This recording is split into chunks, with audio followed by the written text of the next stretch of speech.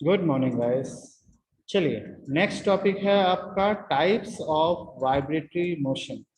कौन कौन से टाइप्स होते हैं? तो सबसे पहले है नेचुरल और फ्री वाइब्रेशन, सेकंड है फोर्स बाय वाइब्रेशन, थर्ड है डैम्प्ड वाइब्रेशन एंड फोर्थ है अनडैम्प्ड वाइब्रेशन। तो नेचुरल या फ्री वाइब्रेशन क्या होता है? जिसमें कोई एक्सटर्नल फोर्स अगर बॉडी पे नहीं लगी है और बॉडी फिर भी वाइब्रेट कर रही है, then we are say it is the free और नेचुरल वाइब्रेशन। जिसका प्रैक्टिकल एग्जांपल क्या था? तो oscillation of simple pendulum, motion of spring mass system, etc. Next है force vibration. If the body vibrate under the influence of external force, then the body is under force vibration. ठीक है, मतलब external force के influence में अगर vibration होगा किसी भी बॉडी में, then we are say it is the force vibration. And the external force on the body is a periodic disturbing force. The vibration produced has the same frequency as that of applied force. For example, vibration in machine, IC engine, high speed turbine, etc. ठीक है, ये मेरे ख्याल से हमने पहले भी discuss करके रखा हुआ है। Damped vibration. If there is a reduce in amplitude of vibration after every cycle, then the body is under damped vibration. मतलब क्या होगा कि अगर आप फ्रीक्वेंसी देखोगे तो आपको पता चलेगा कि जैसे जैसे टाइम बीतता जा रहा है उसका वाइब्रेशन का एम्पलीट्यूड जो है वो कम होता जा रहा है। तो आप उस समय बोलेंगे कि this is called damped vibration. Because the certain amount of energy possessed by the vibrating system is also dissipated in overcoming the frictional resistance to the motion. For example, shock absorber provided in the vehicles. ठीक है? Undamped क्या हुआ? तो if there is a no reduction in amplitude of the vibration or there is no energy loss in friction or other resisting force during vibration, then it is known as undamped vibration. All physical system possess some amount of damping. ठीक है? Undamped में क्या होगा? तो जो simple harmonic है मतलब वो अपने पर्टिकुलर इंटरवल ऑफ टाइम में जितना मूव होता ही जाएगा तो हम उसको अनडैम्प्ड वाइब्रेशन कहेंगे। चलिए, टाइप ऑफ फ्री वाइब्रेशन। तो फ्री वाइब्रेशंस पहले हमने बात कर ली कि अगर वहां एक्सटर्नल फोर्स अप्लाइड नहीं हो रहा है then we are say it is the free vibration. Free vibration तीन टाइप्स के होते हैं, एक होता है लॉन्गिट्यूडनल, दूसरा होता है ट्रांसवर्सल और तीसरा होता है टॉर्सनल। ठीक है, लॉन्गिट्यूडनल में क्या होगा? तो आपने देखा कि बॉडी को मैंने नीचे की ओर खींचा और ये ऊपर नीचे की ओर होने लग गया, तो उससे मैं बोलूंगा कि it is called longitudinal vibration. ठीक। ट्रांसवर्स वाइब्रेशन क्या होगा? तो जब वो टू एंड फॉर का मोशन यूज करेगा हम उसे टॉर्सनल वाइब्रेशन बोलेंगे, सॉरी ट्रांसवर्स वाइब्रेशन बोलेंगे। और टॉर्सनल वाइब्रेशन में क्या होगा? तो बॉडी जो है पहले एक तरफ की ओर मूव करेगी, देन वापस वो दूसरी तरफ जाएगी, फिर एक तरफ आएगी, फिर दूसरी तरफ जाएगी। इस तरीके के वाइब्रेशन को हम लोग टॉर्सनल वाइब्रेशन बोलते हैं। ठीक है, डायग्राम से मतलब डायग्राम से अगर समझ में आ गया तो आगे चलते हैं। Consider a weightless stem like spring shaft, etc., with one end and a heavy disc attached to the another end. This system can execute any one of the following type of vibration. तो कौन कौन से vibrations हो सकते हैं? तो पहला है लॉन्गिट्यूडनल वाइब्रेशन, मतलब if the particles of the shaft or disc move parallel to the shaft axis, then the vibration is called longitudinal vibration. मतलब जो आपके डिस्क है उसके अगर पैरेलल होंगे तो हम उसे लॉन्गिट्यूडनल बोल सकते हैं।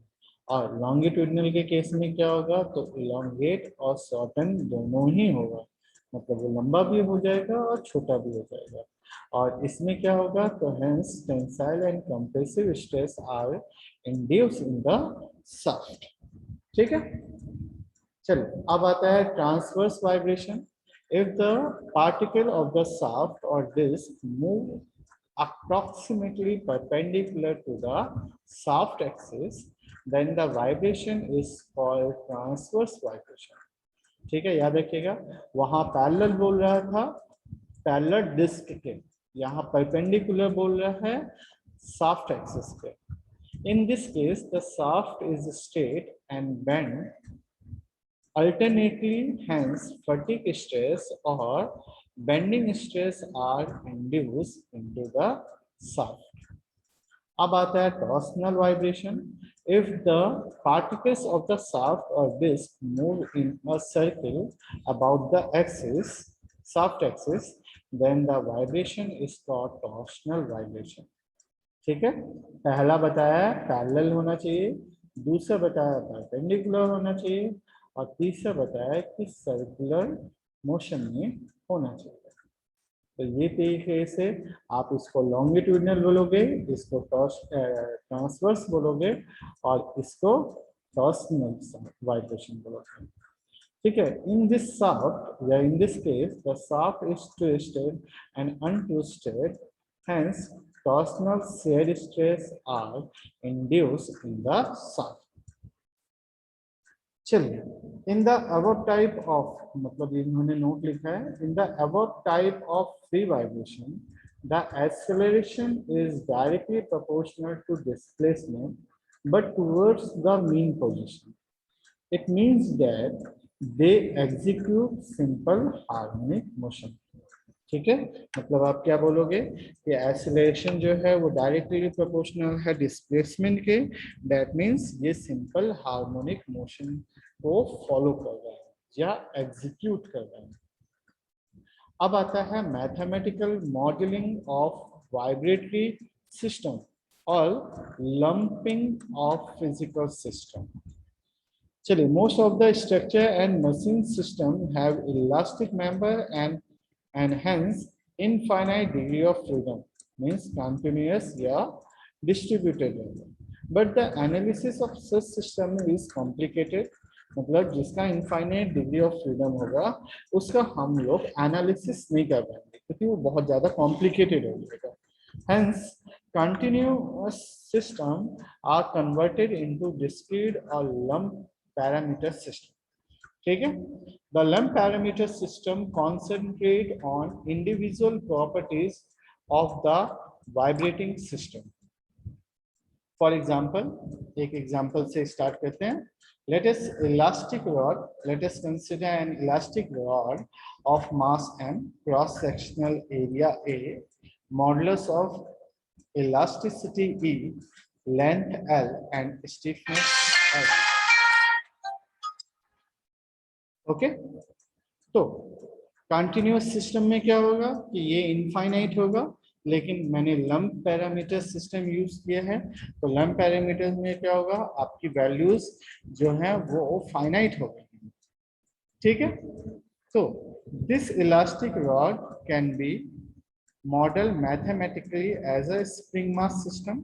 For this purpose use spring of a same stiffness as that of elastic rod and attach a mass same as the mass of the rod. The deflection of the rod due to self weight is, तो deflection कितना होगा, तो WL upon AE, और W की जगह पे मैंने M into G into L upon AE लिखा। ओके, तो स्प्रिंग स्टिफनेस क्या हुआ, तो spring stiffness K is equal to होता है W अपॉन डिफ्लेक्शन। तो W की वैल्यू M इंटू जी और डिफ्लेक्शन की वैल्यूज मैं यहाँ पे पुट कर दूंगा, तो मुझे पता चलेगा कि mg से mg कैंसिल आउट हो गया, तो मेरा जो आंसर आया वो आया A into E upon L, मतलब area into young modulus of elasticity divided by length is called spring stiffness. In this way, any practical system can be broken into number of elements and analysis has to be done. Okay? चलिए, next topic है equivalent spring stiffness, जो हम next lecture में discuss करेंगे. आज के लिए thank you.